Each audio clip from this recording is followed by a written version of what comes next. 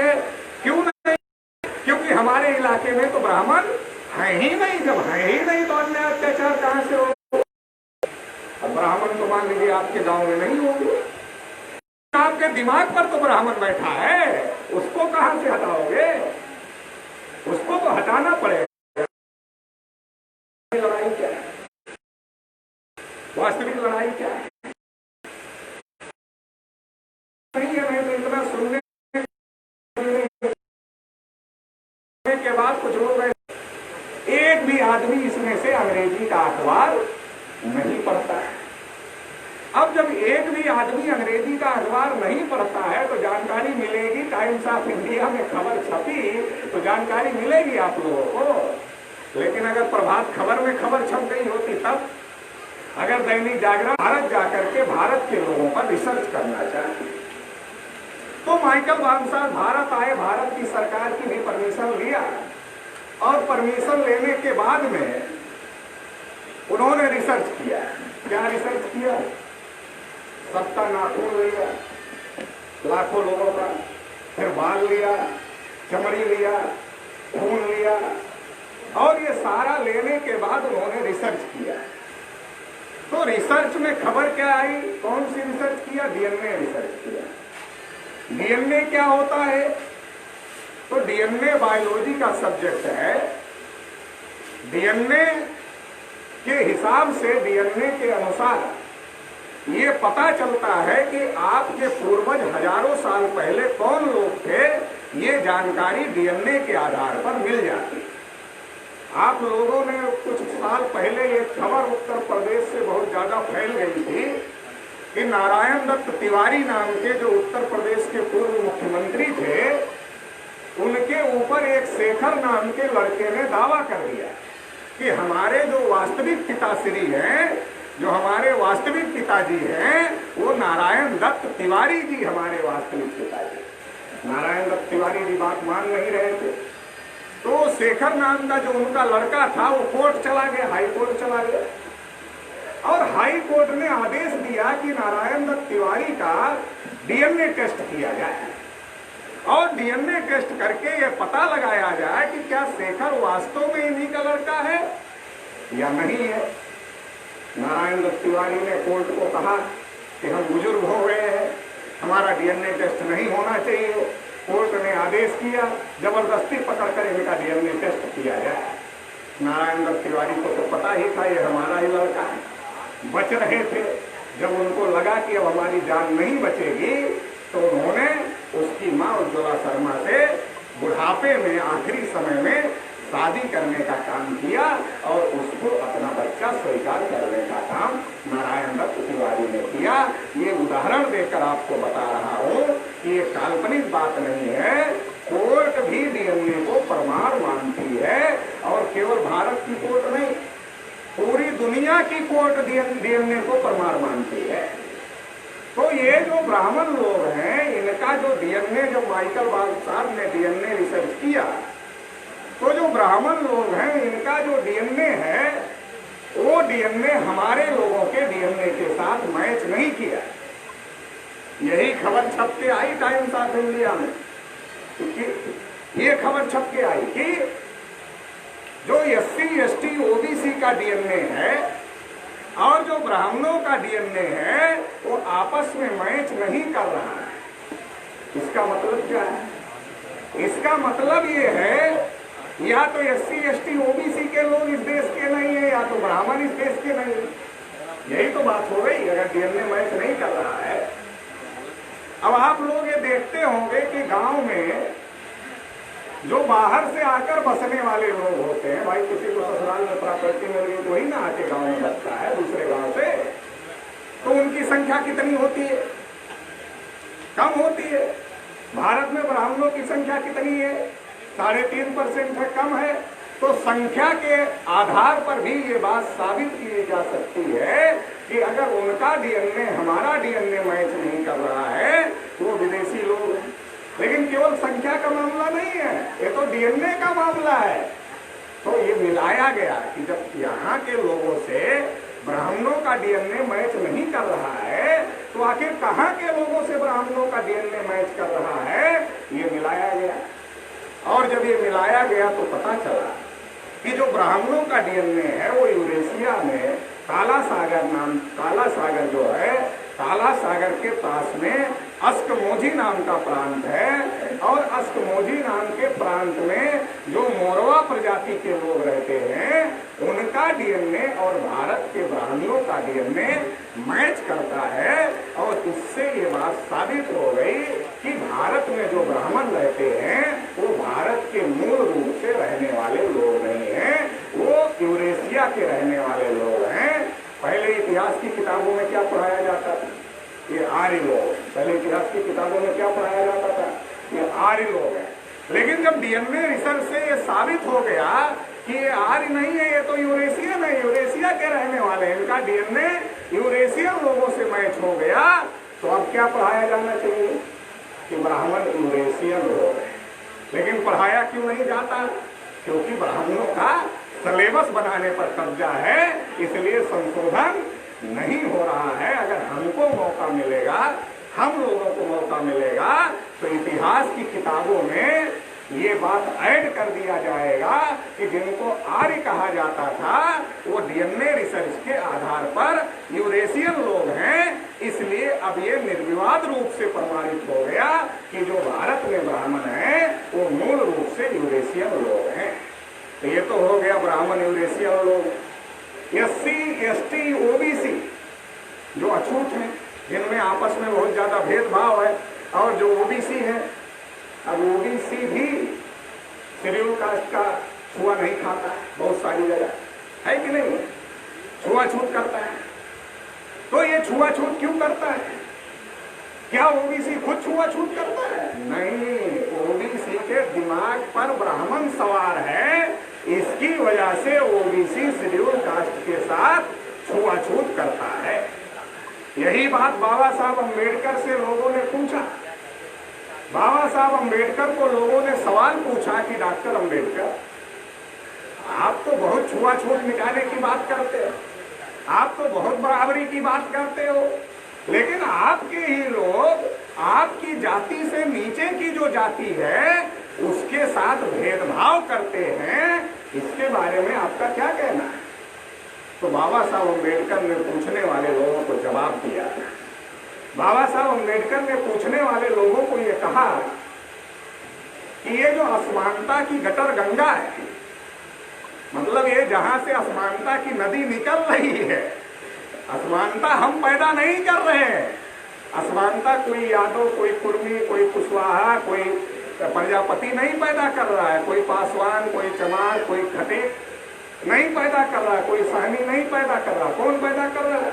तो बाबा साहब अम्बेडकर ने कहा ये जो असमानता की गटर गंगा है, इसकी जो उत्पत्ति है ये आपके घरों से होती है, ब्राह्मणों के घरों से होती है, और ये हमारी गलियों से होकर गुजरती है। जो तुम असमानता की नदी तुम्हारे घर से निकल रही है वो हमारी गलियों से होकर गुजर रही है, तो उसकी जो दुर्गंध है, जो बदबू है, वो हमारे घरों में भी घुस गई है। इसलिए हमारे लोग हमारे लोगों के साथ में भेदभाव करते हैं। तो ये जो दुर्गंध है, अगर लोगों के दिमाग से ब्राह्मणों का कब्जा हटा दिया जाए तो ये दुर्गंध को खत्म किया जा सकता है। दुर्गंध को साफ करना पड़ेगा। जो ब्राह्मणों के घर की गंदगी, ब्राह्मणों के घर की जो गंदगी हमारे यहाँ आ गई है उसको साफ करना पड़ेगा ना। साफ करेंगे तब ना एकता बनेगी। ये मैं इसलिए बता रहा हूँ कि OBC के लोग और शेड्यूल कास्ट के लोग अपने को अलग अलग समझते हैं। लेकिन माइकल वामसाद का डीएनए टेस्ट क्या कहता है? माइकल वामसाद का डीएनए टेस्ट कहता है जो शेड्यूल कास्ट के लोग हैं उनके पूर्वज, जो OBC के लोग हैं उनके पूर्वज, जो आदिवासी लोग हैं उनके पूर्वज एक ही थे। मतलब डीएनए क्या कह रहा है? हमारे पूर्वज एक ही थे। हम क्या मान रहे हैं? पासवान मानना नहीं, पासवान ही केवल हमारे पूर्वज थे। कुर्मी मानना नहीं, कुर्मी केवल हमारे पूर्वज थे। सैनी मानना नहीं, सैनी हमारे पूर्वज थे। चमार मानना नहीं, हमारे चमार ही पूर्वज थे। हम तो ये मान रहे। लेकिन डीएनए टेस्ट क्या कह रहा है? जो पूर्वज शेड्यूल कास्ट के लोगों के थे वही पूर्वज शेड्यूल कास्ट ट्राइब के लोगों के थे और वही पूर्वज पिछड़े वर्ग के लोगों के थे। इसका मतलब ये है कि शेड्यूल कास्ट, शेड्यूल ट्राइब और ओबीसी एक ही है, एक ही रेस के लोग हैं, एक ही नस्ल के लोग हैं। ये माइकल वामसार का डीएनए टेस्ट कह रहा है। अब बची बात मुसलमानों की, क्योंकि आरएसएस के लोग लगातार ये कहते रहते हैं कि मुसलमान अरब से आए, ईरान से आए, इस देश में विदेशी, और हमारे लोगों को ये भड़काते रहते हैं कि विदेशी मुसलमानों का देश पर कब्जा हो जाएगा, सारे हिंदू इकट्ठा हो जाओ, नहीं तो ब्राह्मणों का, नहीं तो मुसलमानों का कब्जा हो जाएगा। ये हमारे लोगों को बताते हैं। अब ये भी समझने की बात है, तो डीएनए टेस्ट में मुसलमानों का भी डीएनए टेस्ट हुआ तो ये पता चला कि मुसलमानों का डीएनए भी एससी, एसटी, ओबीसी के डीएनए के साथ में मैच करता है। इसका मतलब ये भी इनके पुरखे और हमारे पुरखे भी एक थे। अब सवाल ये खड़ा हो जाता है, जब उनके पुरखे और हमारे पुरखे एक थे तो मुसलमान क्यों हो गए? ये सवाल खड़ा हो जाता है ना। कोई सिख क्यों हो गया, कोई ईसाई क्यों हो गया? ये सवाल खड़ा हो जाता है। जब हमारे पुरखों का डीएनए उनके पुरखों का डीएनए एक है, हमारे पूर्वज उनके पूर्वज एक हैं, फिर वो मुसलमान क्यों हो गए? ये सवाल है। तो मुसलमान इसलिए हो गए कि ब्राह्मणों ने जो अन्याय और अत्याचार हमारे लोगों के ऊपर किया, पिछड़े वर्ग के लोगों को शूद्र बनाया, शेड्यूल कास्ट के लोगों को अछूत बनाया, और पढ़ने लिखने के अधिकार से, धन संपत्ति रखने के अधिकार से, बोलने सुनने के अधिकार से, कुर्सी पर बैठने के अधिकार से और सभी प्रकार के अधिकारों से लिखित रूप से वंचित करने का काम ब्राह्मणों ने किया। अंग्रेजों ने ऐसा काम नहीं किया जैसा काम ब्राह्मणों ने किया। तो जब ब्राह्मणों ने हमारे लोगों को अछूत बनाया, हमारे लोगों को शूद्र बनाया, हमारे लोगों को नीच बनाया, हमारे लोगों को गुलाम बनाया, और हमारी परछाई पड़ने से ब्राह्मण अपवित्र हो जाते, हमारे छूने से ब्राह्मण अपवित्र हो जाते, तो जब ये सारी असमानता थी, जब इस्लाम आया भारत में, इस्लाम तो मुगलों ने नहीं फैलाया, सूफी संतों ने फैलाया। जब इस्लाम भारत में आया तो इस्लाम बराबरी को लेकर आया। एक चटाई पर बैठकर सारे लोग खाना खा लेते हैं, एक प्लेट में बैठकर सारे लोग खाना खा लेते हैं, एक मस्जिद में बैठकर सारे लोग नमाज पढ़ लेते हैं, और गरीब से गरीब आदमी भी अगर पहले पहुंच गया मस्जिद में तो पहले खड़ा होगा आगे की लाइन में, अमीर से अमीर आदमी भी अगर पीछे बाद में पहुंचा तो पीछे की लाइन में खड़ा होगा। तो ये जो बराबरी का सिद्धांत इस्लाम लेकर के आया, क्योंकि पेट की खुराक से केवल आदमी संतुष्ट नहीं होता, केवल पेट की खुराक से जानवर संतुष्ट होता है, आदमी केवल पेट भरने से संतुष्ट नहीं होता है। आदमी को पेट भरने के साथ में मान सम्मान और स्वाभिमान की जिंदगी भी चाहिए होती है। इसलिए बाबा साहब अम्बेडकर ने जब संविधान लिखा तो संविधान ये लिखा कि हर नागरिक की गरिमामयी जीवन हर नागरिक जिए, इसकी जिम्मेदारी सरकार की है। लेकिन आज तो 83 करोड़ लोग भुखमरी और अर्ध भुखमरी के कगार पर है। मिनिमम 6 रुपए इनकम और मैक्सिमम 20 रुपए इनकम है, सेठ गुप्ता कमेटी की रिपोर्ट कहती है। तो वो गरिमामयी जीवन जिएंगे। तो मान सम्मान अगर नहीं होगा तो केवल पेट भरने से आदमी संतुष्ट नहीं होता है। अगर यहाँ इतने लोग बैठे हैं, आप लोगों को सम्मान ना दिया जाए, या हम आए हैं अगर हमको सम्मान ना दिया जाए, हम यहाँ रुकेंगे? 5 मिनट भी नहीं रुके। तो आदमी कितना भी अच्छा आप खाना खिलाओ, अगर आप सम्मान नहीं दोगे तो रुकेंगे? या यहाँ बैठा कोई आदमी रुकेगा? कोई नहीं रुकेगा। इसका मतलब ये है कि जानवर की भूख केवल पेट की भूख होती है, लेकिन आदमी की भूख केवल पेट की भूख नहीं होती, उसको मानसिक संतुष्टि भी चाहिए, मान सम्मान स्वाभिमान भी उसको चाहिए। तो वो जो ब्राह्मणों ने मान सम्मान स्वाभिमान पर पाबंदी लगा दिया था, वो जब इस्लाम में मिला, किसी को क्रिश्चियन में मिला, किसी को सिख में मिला, तो जहां जिसको मिला वो उधर चले गए। आज जो भारत में मुसलमान हैं करोड़ों, अरब ईरान से आए हुए थोड़े ही है, अरब ईरान से आए हुए नहीं है, हम ही से धर्म परिवर्तित है, इसीलिए तो डीएनए ने ये बताया। अब धर्म बदलने से डीएनए थोड़े बदल जाएगा, धर्म बदलने से डीएनए नहीं बदलेगा, क्योंकि वो तो शरीर में है, वो नहीं बदलेगा। धर्म आप कोई भी बदल लो, डीएनए तो वही रहेगा। तो डीएनए ने ये बताया कि ये जो ब्राह्मण लोग हैं, ये जो मुसलमान लोग हैं, उनके पूर्वज और हमारे पूर्वज भी एक ही थे। ये बात डीएनए से साबित हो गई। और ये सारी खबर टाइम्स ऑफ इंडिया में छप करके आई। अगर हिंदी के अखबार में छपती तो आप लोगों को पता चल जाता। अगर आप लोगों को पता चल जाता तो फिर मुसलमानों के विरोध में हमारे लोग लड़ते नहीं। अगर ये पता चल जाता तो लड़ते नहीं, लड़ते। पता नहीं चलना चाहिए, इसलिए हिंदी के अखबार में नहीं छापा। अब आप कहेंगे फिर अंग्रेजी के अखबार में क्यों छापा?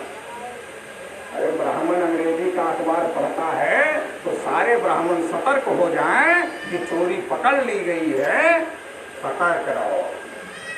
जैसे कोई चोर जब चोरी करता है, कोई चोर जब चोरी करता है तो हमेशा कान खड़ा रखता है, कहीं मेरे बारे में तो कोई चर्चा नहीं हो रही, कहीं मेरी पोल तो नहीं भूल रही है।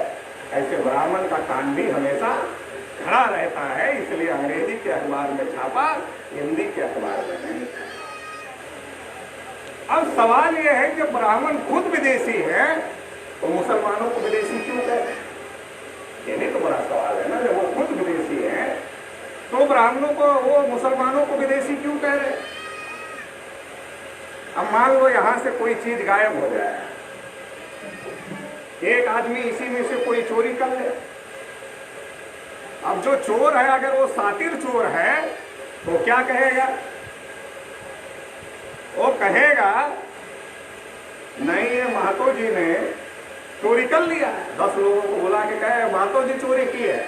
अब 10 लोग महतो जी के ऊपर टूट पड़े, महतो जी भाग रहे हैं, हम लोग दौड़ा रहे। जो सातिर आदमी जिसने चोरी किया वो महतो जी को चोर चोर चोर चोर चोर चोर चिल्ला दिया। अब जितने भी लोग हैं वो चोर चोर चोर चोर समझ के दौड़ा रहे हैं महतो जी को।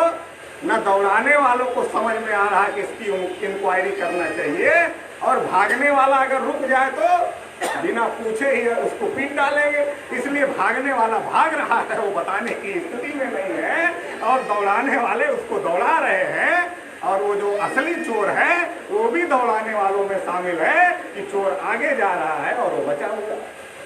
यही स्थिति देश की।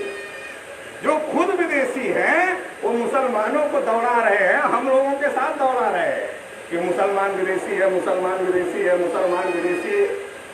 मुसलमानों का देश पर राज हो जाएगा। और राज किसने किया है? मुसलमानों पर कब्जा किसने किया? चलो मुसलमानों का राज हो जाएगा। कैसे हो जाएगा? सेंटर में कभी किसी मुसलमान की पार्टी की आज तक सरकार आई? जब से देश आजाद हुआ, 1947 में देश आजाद हुआ, 26 जनवरी 1950 को संविधान लागू हो गया, 57 को 56 को चुनाव हो गए, 57 को चुनाव हो गया। 57 से लेकर के आज तक 2020 तक किसी मुसलमान की पार्टी की सरकार दिल्ली में आई? बहुत पुराने बुजुर्ग लोग बैठे, बताइए भाई आप लोग, किसी की आई? नहीं आई। किसकी आती है? या तो कांग्रेस की आती है या तो बीजेपी की आती है। अब कांग्रेस की आती है तो ब्राह्मणों की सरकार, बीजेपी की आती है तो ब्राह्मणों की सरकार, लेकिन खतरा मुसलमानों से है, देश पर कब्जा हो जाएगा। चोरी और कर रहा है, दौड़ा किसी और को रहे हैं। जैसे क्या है कि कौवा कान लेकर के भाग गया, और हमारा आदमी कान को नहीं देख रहा कि हमारा कान है कि नहीं है, कौवे को दौड़ा रहा है। ऐसे ब्राह्मण कह रहा है कि मुसलमानों का देश पर कब्जा हो जाएगा, तो हमारा आदमी देख नहीं रहा कब्जा किसने कर दिया, दौड़ा रहा मुसलमानों को। तो सेंट्रल में आज तक कांग्रेस बीजेपी के अलावा किसी की भी सरकार नहीं आई, किसी मुसलमान की पार्टी की सरकार नहीं आई। इसका मतलब ये है कि जो लोकतंत्र का पहला स्तंभ है, जिसको विधायिका कहते हैं, उस पर मुसलमानों का कब्जा नहीं हो रहा है। कोई राष्ट्रीय लेवल की पार्टी भी मुसलमानों की नहीं है जिसका कब्जा होने की संभावना है कि जो विपक्ष में है कल सत्ता में आ जाएगी। सत्ता और विपक्ष में दोनों ब्राह्मणों की पार्टियां, मतलब कब्जा ब्राह्मणों का है, लेकिन डर मुसलमानों का दिखाया जाए। विधायिका की बात हो गई, चलो कार्यपालिका देख लेते। शरद यादव जी जब राज्यसभा सांसद थे तो उन्होंने पार्लियामेंट में एक सवाल पूछा। उन्होंने कहा कितने कितने कौन कौन से लोग अधिकारी हैं, इसका दो जानकारी दो।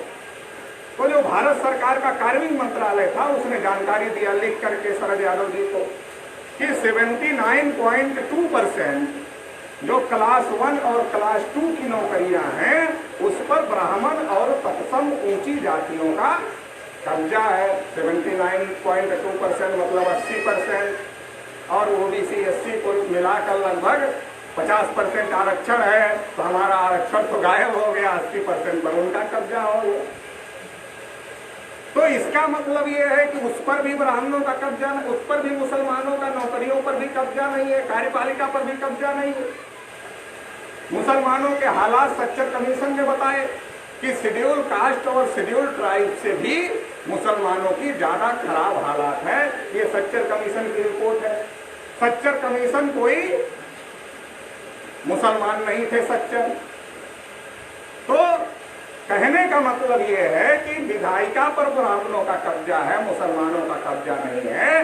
कार्यपालिका पर भी ब्राह्मणों का कब्जा है, मुसलमानों का कब्जा नहीं है। अब लोकतंत्र का तीसरा स्तंभ है न्यायपालिका। अब जो न्यायपालिका है, हाई कोर्ट और सुप्रीम कोर्ट में जो जज बनते हैं, कैसे बनते हैं पता है?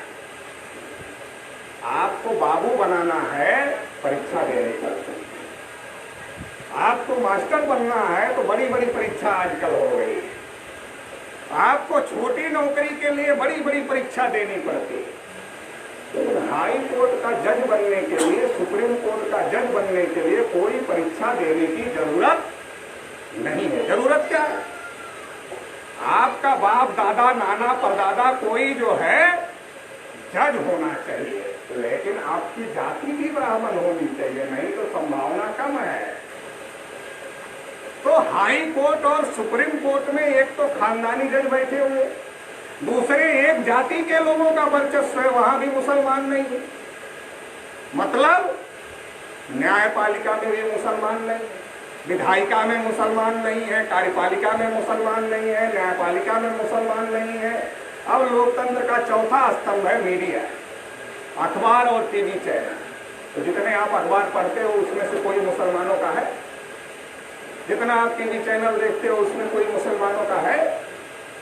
तो उस पर भी किसका है? ब्राह्मणों का है, बनियों का है। तो उस पर भी इन लोगों का कब्जा है, मुसलमानों का कब्जा नहीं है।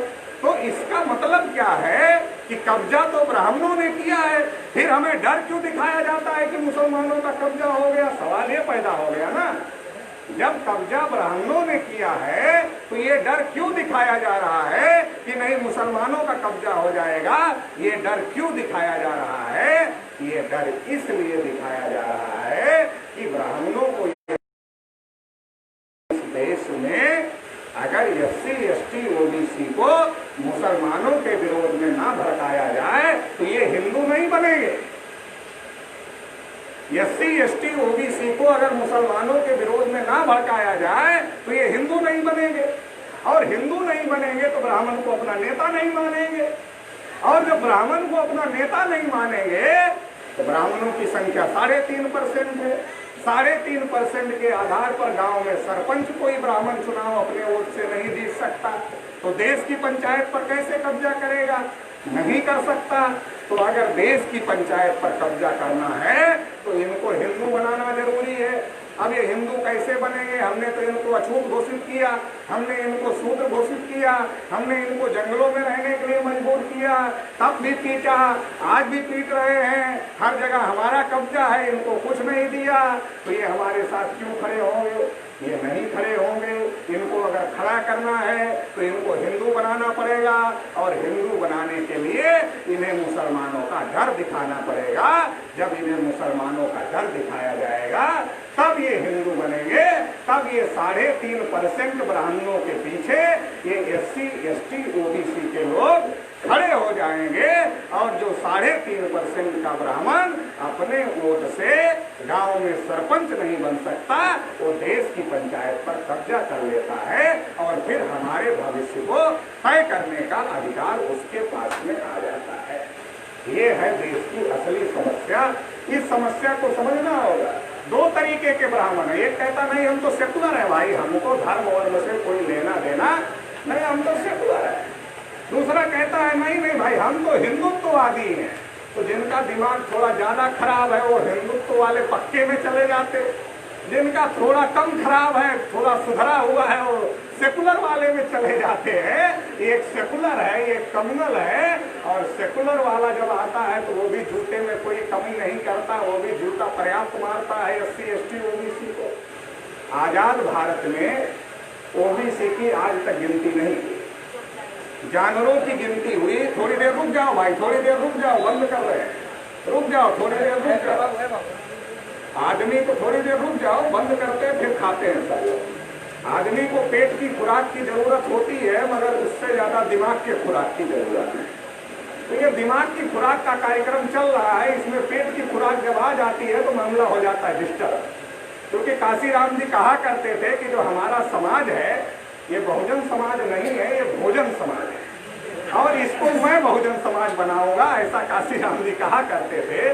तो जब भोजन का मामला आता है तो हमारे लोग थोड़ा ज्यादा ही उसकी तरफ आकर्षित हो जाते हैं, इसलिए उसको थोड़ा रोक कर रखा जाए। मिलेगा, गारंटी है, कोई उसमें दिक्कत नहीं है, मिलने में कोई दिक्कत नहीं है, रिजर्व रखा हुआ है, मिलेगा। तो मैं ये कह रहा था कि ये जो सेकुलर और कम्युनल की लड़ाई, जब सेकुलर वाला गवर्नमेंट में आता है तो आजादी को 73 साल हो गए। देश में जानवरों की गिनती हुई, कुत्तों की गिनती हुई, हिजड़ों की गिनती हुई, मगर जो पिछड़े समाज के लोग हैं, 52% OBC के लोग हैं, इनकी गिनती तक नहीं हुई। ना सेकुलर वालों ने किया, ना कम्युनल वालों ने किया। रिजर्वेशन बाबा साहब अम्बेडकर ने संविधान में दिया, लेकिन इम्प्लीमेंटेशन एक्ट तो बनाना चाहिए था ना रिजर्वेशन का। अगर इम्प्लीमेंटेशन एक्ट बनता है और जो लोग रिजर्वेशन के खिलाफ में काम करते और रिजर्वेशन को लागू नहीं करते, अगर उनको सजा का प्राविधान होता तो रिजर्वेशन लागू होता। आज शेड्यूल कास्ट का कोटा पूरा नहीं हुआ, शेड्यूल ट्राइब का कोटा पूरा नहीं हुआ, OBC को कुछ नहीं मिला। क्यों नहीं मिला? रिजर्वेशन इम्प्लीमेंटेशन एक्ट नहीं बना, इसलिए अधिकारियों को डर नहीं है। ब्राह्मण जो अधिकारी बैठे हैं, जो रिजर्वेशन को लागू करते हैं, उनको डर नहीं है। उनको लगता बहुत होगा तो वो हाई कोर्ट जाएंगे, हाई कोर्ट में हमारे लोग बैठे हैं, इनके विरोध में फैसला देंगे और अगर 20 साल बाद फेवर में भी फैसला आ जाएगा तो देखेंगे क्या करना, क्योंकि सजा का तो कोई प्राविधान है नहीं। ना सेकुलर वालों ने बनाया सजा का प्राविधान, ना कम्युनल वालों ने बनाया सजा का प्राविधान। तो कहने का मेरे मतलब ये है कि सेकुलर और कम्युनल के चक्कर में हमारे लोगों को फंसा के रखा है और हमारे लोग उसमें फंसे हुए हैं, उलझे हुए हैं। इस बात को हम लोगों को समझने की जरूरत है। इस देश के अंदर SC ST OBC और माइनॉरिटी का कल्याण तब तक नहीं होगा, हमारे लोगों को गांठ बांध के रख लेना चाहिए। तब तक नहीं होगा जब तक फूले साहू अम्बेडकर पेरियार की विचारधारा के आधार पर हम लोग लड़ाई लड़ने का काम नहीं करेंगे, तब तक हमारा कल्याण कोई भी कर नहीं सकता। आपके बिहार में ही नारा लगाना, सोशलिस्टों ने नारा लगाया, पिछड़े बाधे घाट 100 में पावे 7, कितना मिल गया भाई थोड़ा बता दो। नारा तो लगा ना, मिला है। और जो नारा लगाने वाले थे वो तो आज भी है ना, आज क्यों नहीं लग रहा है? क्या मिल गया 60%? नहीं मिला। दोस्त और दुश्मन की जो पहचान है वो फूले साहू अम्बेडकर पेरियार की विचारधारा कराती है। अगर दोस्त और दुश्मन की पहचान नहीं होगी तो दोस्त को दुश्मन मानोगे, दुश्मन को दोस्त मानोगे तो जेल के अंदर तो जाना पड़ेगा ना। अगर दोस्त को दुश्मन मानोगे, दुश्मन को दोस्त मानोगे तो जेल जाना पड़ेगा कि नहीं जाना पड़ेगा? जिसके विरोध में लड़ाई लड़ोगे उसी को सर पर भी बिठाने का काम करोगे तो सर पे पेशाब तो करेगा ना, पेशाब करेगा। तो हमारे जो तमाम लोग हैं बड़े बड़े, वो बड़े बड़े लोगों को भी दोस्त और दुश्मन की पहचान नहीं हुई, और नहीं हुई तो इसकी वजह से उसका खामियाजा उनको भी भुगतना पड़ रहा है और समाज को भी भुगतना पड़ रहा है। तो ये जो मुसलमानों का विरोध है इसको समझने की जरूरत है। ये मुसलमानों का विरोध ब्राह्मण बहुसंख्यक बनने के लिए कर रहे हैं। वो बहुसंख्यक बनने के लिए हमारे लोगों को हिंदू बना रहे हैं। और हिंदू क्या है, जैसे मान लो यहाँ इतने लोग बैठे हुए, आप लोगों के ऊपर एक चद्दर डाल दिया जाए, पीले कलर की, लाल कलर की चद्दर डाल दिया जाए और उस पर लिख दिया जाए ये हिंदू है। अब चादर के ऊपर से तो सब हिंदू दिख रहे हैं ना, चादर हटा दो, फिर इनको पूछेंगे, कहेंगे हम पासवान जी हैं, इनको पूछेंगे कहेंगे हम सानी जी हैं, इनको पूछेंगे कहेंगे हम राम जी हैं। तो हमारे लोग जाति से अच्छा राम बताना समझते हैं। मैं तो कहता हूं भाई राम मत बताओ, जाति ही बताओ। हमारे लोग कहते हैं क्या हो, तो कहते राम है। अरे राम कैसे है भाई, राम तो हमारे खानदान का नहीं था, तो संभोग का हत्यारा था। पढ़ लो वाल्मीकि रामायण। ब्राह्मणों ने हमारे लोगों के साथ आगे भी राम पीछे भी राम नाम में जोड़ दिया। इसलिए जोड़ दिया कि राम कहने से ही पता चल जाए, पहचान हो जाए समाज में। अब ब्राह्मण को पता नहीं करना पड़ता कौन सी जाति का आदमी है। आप जैसे बोलते हो कि राम है, उसको पता चल जाता है, अच्छा से बोलता है, ठीक है, इसके साथ क्या करना है उसको राम सुनते ही पता चल जाता है। तो कहने का मतलब ये है कि जब वो चादर हट जाएगी तो कोई साहनी हो जाएगा, कोई कुशवाहा हो जाएगा, कोई कुर्मी हो जाएगा, कोई यादव हो जाएगा, कोई पासवान हो जाएगा। मतलब हिंदू कोई बचेगा ही नहीं। जैसे चादर हटी हिंदू कोई बचा नहीं। आप लोगों ने संतरा देखा है, संतरे में ये पीले कलर का ऊपर परत होता है, वो जो परत है वही हिंदू है। उस परत को हटा दो, अंदर क्या है, कटपीस है ना, अलग अलग कटपीस। अब जो अलग अलग कटपीस है, किसी का रस किसी में जाता है। तो ऐसे ही कि जिनको ब्राह्मण हिंदू कहते हैं ये वास्तव में हिंदू नहीं। अगर हमारा धर्म और ब्राह्मणों का धर्म एक ही है तो ब्राह्मण हमारा छुआ क्यों नहीं खाता, ब्राह्मण हमारा बनाया क्यों नहीं खाता, ब्राह्मण हमको नीच अछूत शूद्र क्यों घोषित किया? सवाल है कि नहीं है भाई? मुसलमान ने अपने धर्म के किसी आदमी को अछूत घोषित किया? घोषित किया? ईसाई ने अपने किसी आदमी को अछूत घोषित किया? सिख ने अपने किस धर्म के किसी आदमी को अछूत घोषित किया? नहीं घोषित किया। फिर ये ब्राह्मणों ने हमारे लोगों को क्यों घोषित किया? इसका मतलब ये है कि ये जो ब्राह्मणों का धर्म है और जो हमारा धर्म है ये एक नहीं है। हर धर्म का संस्कार होता है, मुसलमानों का सुन्नत होता है, उसको खतना हम लोग बोलते हैं आम बोलचाल की भाषा। ऐसे ही हर धर्म का संस्कार होता है, लेकिन हमारा आपका कोई होता है? फिर काहे के हिंदू? ब्राह्मणों का तो होता है, ब्राह्मण जनेऊ पहनता है ना, उसका संस्कार होता है। हमारे लोग खुद ही भले बना के पहन ले अपने को क्षत्रिय ब्राह्मण बनने के चक्कर में, मगर संस्कार नहीं होता है। तो ब्राह्मणों का धर्म और हमारा धर्म एक नहीं है, पहले तो ये समझ लेना। अब रही बात हिंदू, आप रामायण पढ़ लो, महाभारत पढ़ लो, गीता पढ़ लो, वेद पढ़ लो, पुराण पढ़ लो, श्रुति पढ़ लो, स्मृति पढ़ लो, जितने भी ब्राह्मणों के ग्रंथ है सब पढ़ लो, कहीं हिंदू लिखा हुआ नहीं। कहते सनातन है, क्या कहते ब्राह्मण? अरे हमारा तो सनातन, अरे सनातन है तो हिंदू होना चाहिए था ना वेद में। वेद भी तो बहुत पुराना है, अगर उसके पहले का भी है तो तब भी वेद में आना चाहिए था। चलो वेद में नहीं आया, वेद ज्यादा पुराना होगा, पुराण में आ जाता है। चलो पुराण में नहीं आया तो रामायण में आ जाता, महाभारत में आ जाता, गीता में आ जाता। अंग्रेज जब भारत में आए तब ये लोग लिख रहे थे। अंग्रेजों ने कहा ऐसा है कि तुम्हारे जितने हैं ग्रंथ वो हमको दे दो, नहीं तो तुम लोग हमेशा इसमें लिखते रहोगे, जोड़ते रहोगे, तो कुछ इनका सनातन वनातन नहीं है, तो हिंदू नहीं है, कहीं पर भी हिंदू नहीं, फिर हिंदू धर्म कैसे हो? जब हिंदू ना हिंदू का ग्रंथ कौन है? रामायण है, महाभारत है, गीता है, वेद है, पुराण है, यही तो ना हिंदू धर्म के ग्रंथ हैं जो ब्राह्मण बताते हैं। इसमें कहीं पर भी हिंदू नहीं है, इसका मतलब हिंदू किसी धर्म का नाम नहीं। फिर धर्म क्या है? ये जिसको ब्राह्मण हिंदू धर्म कहते हैं ये वास्तव में ब्राह्मण धर्म है। जिसको ब्राह्मण हिंदू धर्म कहते हैं ये वास्तव में ब्राह्मण धर्म है। और ब्राह्मण धर्म क्या है? अब आपको कहा जाए आप ब्राह्मण धर्म में जुड़ोगे, कोई कहेगा जुड़े, तो बोलेगा जब ये ब्राह्मणों का धर्म है तो हम क्यों जुड़े, हम तो ब्राह्मण है नहीं, फिर कोई जुड़ेगा? तो फिर ब्राह्मण धर्म क्या है? ये हमारे लोगों को गुलाम बनाने का कार्यक्रम है। एससी एसटी ओबीसी को गुलाम बनाने का कार्यक्रम है कि ब्राह्मण रहेगा, और ब्राह्मण एक ब्राह्मण है, ये सबसे ऊपर, क्षत्रिय है उसके नीचे, वैश्य है उसके नीचे, और ये जो शूद्र है ये सबके नीचे है। और शूद्रों में जो बगावत किया उसको अछूत बना दिया, वो और थोड़ा नीचे चला गया। तो ब्राह्मण सबसे ऊपर है और शूद्र सबसे नीचे है। तो जगदेव बाबू क्या कहते थे, ये जो सबसे नीचे है एक बार इसको पलटने की जरूरत है। इसको ये जो नीचे है शूद्र, इसको ऐसे पलट दो, ये ऊपर आ जाए और ब्राह्मण सबसे नीचे चला जाए। ये जगदेव बाबू कहते थे। तो मेरे ये कहने का मतलब ये है कि ये जो ब्राह्मणों का धर्म है ये कोई धर्म नहीं है, ये हमको गुलाम बनाने की पद्धति है, ये कोई धर्म नहीं है। और सवाल है फिर हिंदू क्या है?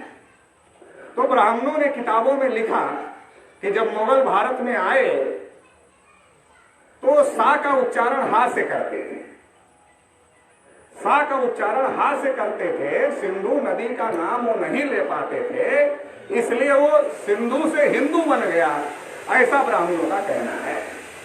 तो अगर सिंधु से हिंदू बन गया ये ब्राह्मणों का कहना है, तो वो तो सलाम वालेकुम बोलते थे, उसमें तो कोई दिक्कत नहीं हुई उनको।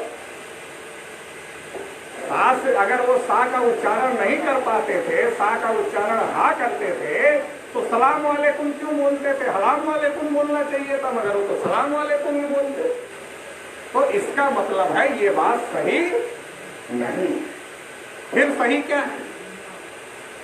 सही बात ये है कि जो हिंदू शब्द है ये मुगल जो थे उनकी जो मूल भाषा थी पर्शियन, क्योंकि ये हिंदी भाषा का शब्द नहीं, ये संस्कृत भाषा का भी शब्द नहीं है, ये पर्शियन भाषा का शब्द है। आप गूगल पर सर्च करो तो आपको मिल जाएगा। ये पर्शियन भाषा का शब्द है जिसका अर्थ होता है हारा हुआ, नीच, कायर, काला, चोर, गुलाम, ये हिंदू का अर्थ होता है।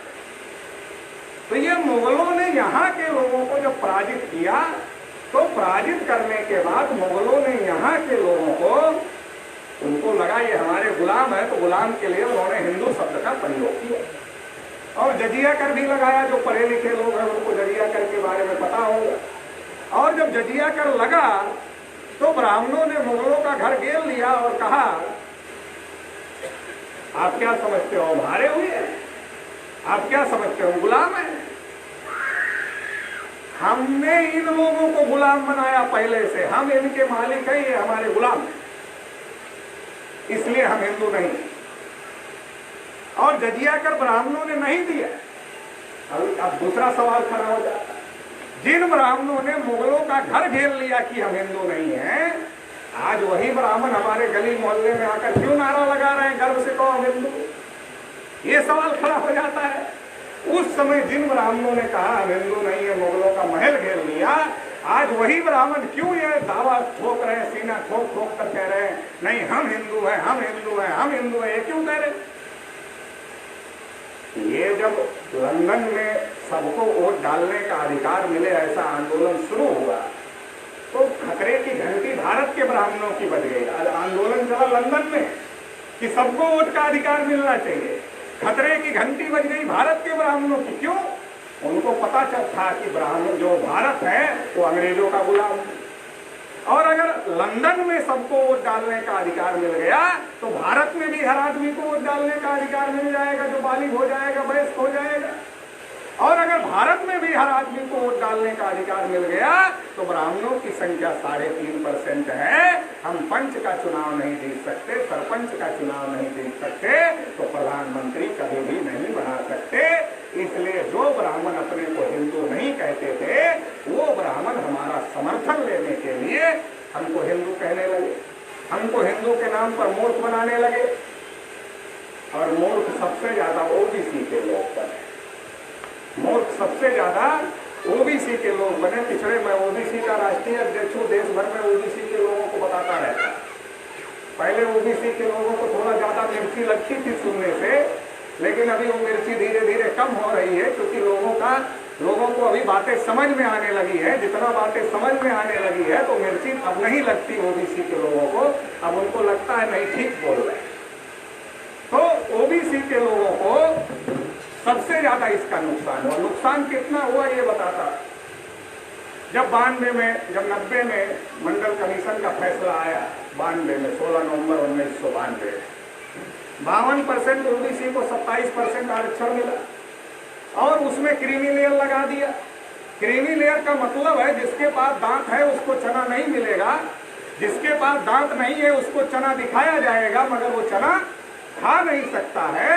मतलब क्या है, जो ओबीसी अपने बच्चे को पढ़ा सकता है उसको रिजर्वेशन में नहीं रखा, जो पढ़ा नहीं सकता है वो रिजर्वेशन के दायरे में होगा, लेकिन वो जब पढ़ा नहीं पाएगा तो उसको आरक्षण का लाभ नहीं मिलेगा। तो ओबीसी का आरक्षण ऊपर से भी खत्म हो गया, नीचे से भी खत्म हो गया। ये बात ओबीसी के लोगों को समझ में आती तो ओबीसी के लोग लड़ाई लड़ते। ब्राह्मणों ने सोचा ये बात ओबीसी को ना समझ में आए, इसलिए कहा चलो अयोध्या, मुसलमान तुम्हारे राम का मंदिर नहीं बनने दे रहे हैं, चलो अयोध्या। याद होगा आपको विनय कटियार का नाम, कल्याण सिंह का नाम, उमा भारती का नाम, परवीर तोगड़िया का नाम, ये सारे ओबीसी के पिछड़े वर्ग के नेता थे। सब ने मिलकर 6 दिसंबर 1992 को बाबरी मस्जिद गिरा दिया। 16 नवंबर 1992 को सुप्रीम कोर्ट से ओबीसी के खिलाफ में फैसला आया और 6 दिसंबर 1992 को बाबरी मस्जिद गिरा दिया। किसने गिराया? ओबीसी के लोगों ने गिराया। सबसे ज्यादा ओबीसी के लोग शामिल थे, बाकी पागल टाइप के शेड्यूल कास्ट और शेड्यूल ट्राइब के लोग भी जो पक्के हिंदू थे वो थे, लेकिन सबसे बड़े पागल जो थे उसमें वो ओबीसी के लोग थे और उन्होंने मस्जिद गिरा दिया। चलो मस्जिद गिर गई, मुसलमानों की एक मस्जिद चली गई तो मुसलमानों का कोई बहुत बड़ा नुकसान नहीं हुआ। देश भर में उनके पास बहुत सारी मस्जिद है नमाज पढ़ने के लिए, उनको कोई बहुत बड़ा नुकसान नहीं हुआ। लेकिन ओबीसी को कितना बड़ा नुकसान हो गया। मंडल कमीशन में अगर 52% आरक्षण मिलता और क्रीमी लेयर लागू नहीं होता तो जो आज लाखों नौकरियां ओबीसी के लोगों को आज तक मिली होती, वो लाखों नौकरियों का नुकसान ओबीसी के लोगों को हो गया और फायदा ब्राह्मणों का हो गया। ओबीसी की वो लाखों नौकरियां ब्राह्मणों के कब्जे में चली गई, ये ब्राह्मणों का फायदा हो गया। और अभी सुप्रीम कोर्ट से मंदिर के समर्थन में जबरदस्ती वाला फैसला आ गया। जबरदस्ती वाला इसलिए कह रहे हैं कि जब जमीन के नीचे खोदा गया तो वहां सब कुछ बुद्ध के अवशेष निकले और सुप्रीम कोर्ट ने जो बुद्धिस्ट लोग गए थे उनकी सुनवाई ही नहीं किया और फैसला मंदिर के फेवर में दे दिया। इसलिए कह रहे हैं जबरदस्ती वाला फैसला। अब जब जबरदस्ती वाला फैसला आ गया तो सरकार ने ट्रस्ट बनाया राम मंदिर के लिए, और जब ट्रस्ट बनाया सरकार ने तो विनय कटियार को रखना चाहिए था, कल्याण सिंह ने बाबरी मस्जिद गिराई इसके लिए जेल गए उनको रखना चाहिए था, उमा भारती ने लड़ाई लड़ी उनको रखना चाहिए था, परवीर तोगड़िया ने लड़ाई लड़ा उनको रखना चाहिए था। ये जितने ओबीसी के लोग हैं एक को भी ट्रस्ट में नहीं रखा, सारे के सारे ब्राह्मणों को ट्रस्ट में रखा।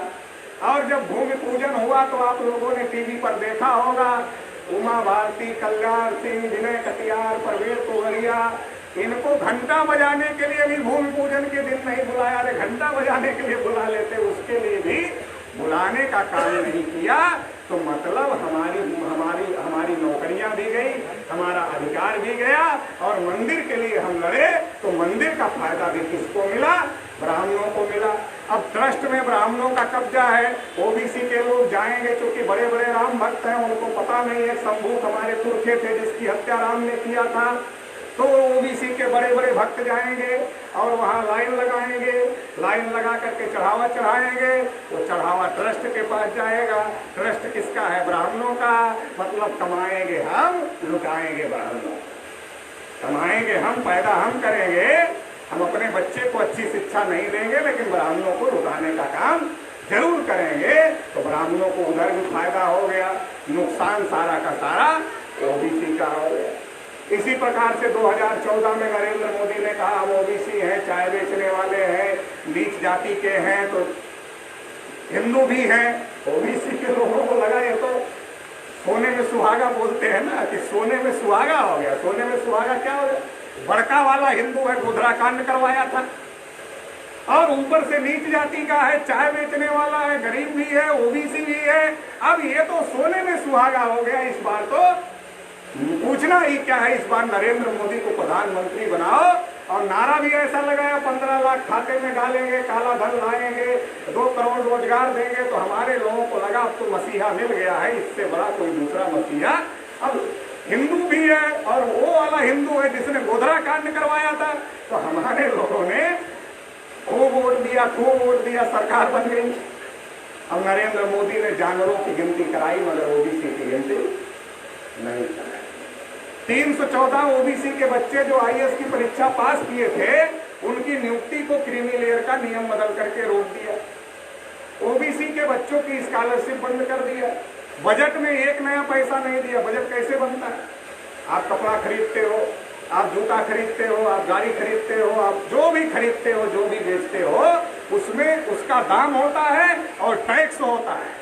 जो टैक्स होता है वो सरकार के पास जाता है, उससे सरकार की इनकम होती है।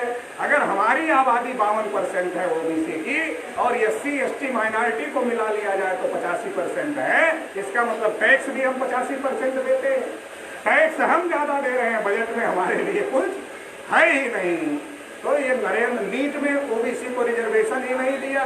तो नरेंद्र मोदी ने हमारा वोट लिया मगर हमारे विरोध में सारा का सारा काम किया। तो लगातार हम लोगों को मूर्ख बनाने का कार्यक्रम किया जा रहा है। और अभी आखिरी बात, बाबा साहब अम्बेडकर ने जो अधिकार दिए वो निजीकरण के माध्यम से नरेंद्र मोदी खत्म कर रहा है। ऐसा नहीं केवल नरेंद्र मोदी तेजी से कर रहा है, कांग्रेस थोड़ा धीरे धीरे कर रही थी, कर दोनों रहे। आज रेलवे स्टेशन बेचा जा रहा है, आज हवाई अड्डा बेचा जा रहा है, तेल कंपनियां बेची जा रही है, प्राइवेट ट्रेनें चलाई जा रही है। नौकरी कहाँ मिलेगी?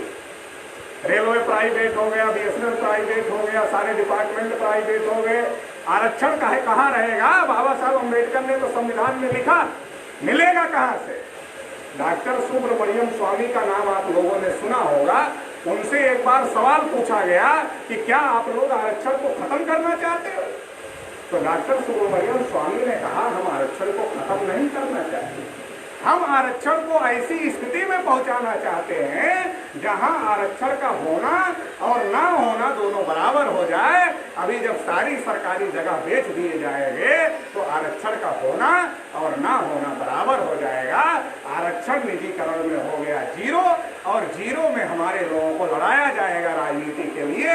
नहीं, 0 में तुमको इतना देते हैं, पिछड़ा को कहा जाएगा 0 में तुमको इतना देते हैं, तो अति पिछड़ा को कहा जाएगा नहीं 0 में तुमको इतना देते हैं, दलित को कहा जाएगा 0 में तुमको इतना। बिहार में है ना दलित महादलित, तो 0 में तुमको इतना देते हैं दलित को, महादलित को 0 में है ही नहीं कुछ, सारा 0 में लड़ाने का काम, वोट लेने का काम चल रहा है। और ये सारा का सारा मामला खत्म किया जा रहा है। जो आपको रिजर्वेशन का अधिकार बाबा साहब अम्बेडकर ने दिया वो खत्म हो रहा है। प्राइमरी एजुकेशन चौपट हो गई। प्राइमरी के मास्टर को, जो सरकारी प्राइमरी और मिडिल का मास्टर है, उसको 200% गारंटी है कि हमारे स्कूल में पढ़ा हुआ बच्चा कंपटीशन नहीं पास कर सकता, इसलिए वो अपने बच्चे को ही नहीं पढ़ा। गलती मास्टर की नहीं है, गलती सिस्टम की है। सिस्टम ऐसा बनाया है कि मास्टर चाह करके भी कुछ नहीं कर सकता। तो कहने का मतलब ये है कि प्राइमरी स्कूलों में किसके बच्चे जाते हैं? हमारे बच्चे जाते हैं, खिचड़ी खाते हैं, घर चले आते हैं, वजीफा ड्रेस सब मिलता है, लेकिन जिस चीज के लिए भेजते हो वही नहीं मिलता है। प्राइमरी एजुकेशन खत्म। हायर एजुकेशन, प्रोफेशनल एजुकेशन, मान लो आपको अपने बच्चे को डॉक्टर इंजीनियर बनाना है, मान लो डॉक्टर बनाना है, आपको तैयारी कराना पड़ेगा। पहले आपको कोई कोटा भेजता है, कोई जयपुर भेजता है, कोई बनारस भेजता है, कोई पटना भेजता है। तैयारी कराने के लिए लाखों रुपए तैयारी में लग जाते हैं। तैयारी के बाद वो परीक्षा पास करेगा तब ना MBBS में एडमिशन लेगा। तो लाखों रुपया तैयारी के, और जब परीक्षा पास करेगा उसके बाद मीटर शुरू होगा लाखों रुपए का। तो ये है किसान मजदूर के पास, आम आदमी के पास में है। किसान मजदूर छोड़ो, नौकरी करने वाले नहीं पढ़ा पा रहे हैं, ये स्थिति है। तो मतलब जो पढ़ने का अधिकार था वो भी इनडायरेक्टली खत्म किया जा रहा है। और जब पढ़ेंगे नहीं तो नरेगा में मजदूरी के अलावा कोई दूसरा विकल्प है? कोई दूसरा विकल्प नहीं है। गुलाम बनाने का कार्यक्रम चल रहा है।